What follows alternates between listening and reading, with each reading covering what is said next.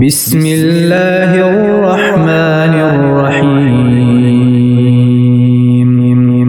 اللہ کے نام سے شروع جو نہایت مہربان رحمت والا ہے۔ لإیلاف قریش، اس لیے کہ قریش کو میل دلایا، ایلافہم رحلۃ الشتاء والصیف، ان کے جاڑے اور گرمی دونوں کے کوچ میں میل دلایا یعنی رغبت دلائی۔